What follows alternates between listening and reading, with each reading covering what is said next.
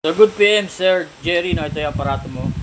Pure sine wave inverter, green PSW setup na yan. So working yan, meron tayong load na isang electric fan at ilaw yan. Kaya na strobe light, no, pang New Year, pwede yan. Then yan, ito yung solar panel mo, then blinking arrow, ibig sabihin ay nag-harvest na yung solar panel mo papunta sa solar charge controller, then to the battery, no?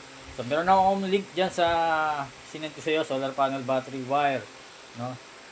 Pwede mong orderan yon if ever wala ka pang solar panel at battery. Then ito yung mismong wire natin, no? Previous wire para sa battery clamp, yan. Sa battery mo, battery clamp, no? Positive to negative, may color coding naman tayo dyan, yan.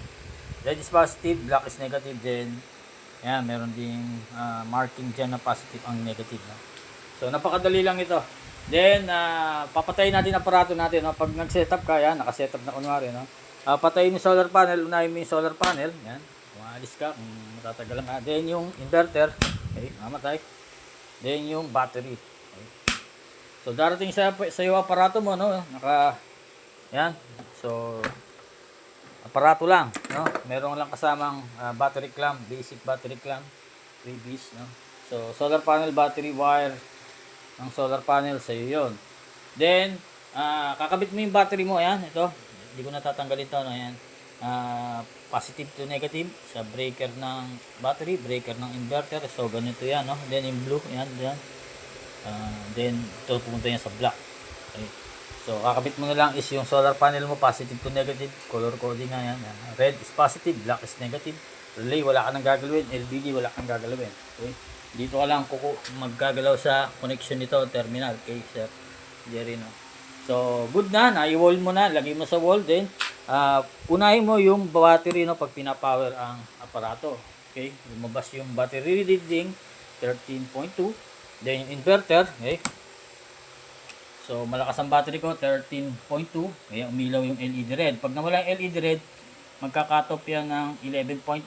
Ibig sabihin, yung battery mo lobat, umabot ng 1.5, 11.5, mawawala yung LED red, mamatay yung inverter. So, para maproteksyonan yung baterya mo nun, hindi full discharge. Mas madalas full discharge yung battery, ay madaling masira. Then, ang reconnection, no? 1.7 plus 11.5 dun sa disconnect ay 13.2. Ilaw uli yung LED red kapag charge mo yan, no? So, medyo matagal yun, lalo na kung 100 AH ang battery mo, no? So, ngayon lang naman para medyo may pondo pa yung battery mo. Pero adjustable yun. Pwede mo i-adjust ng 13 o ikaw bahala kung ano gusto mo.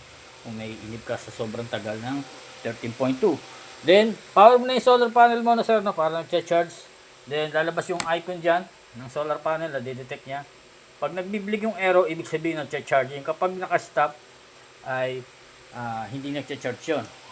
Pwedeng baliktad yung wire mo or full charge na siya. So, yun. So, pasip ko na sa ito maya sir, no? December 26 ngayon. Tingnan natin. Try natin, no?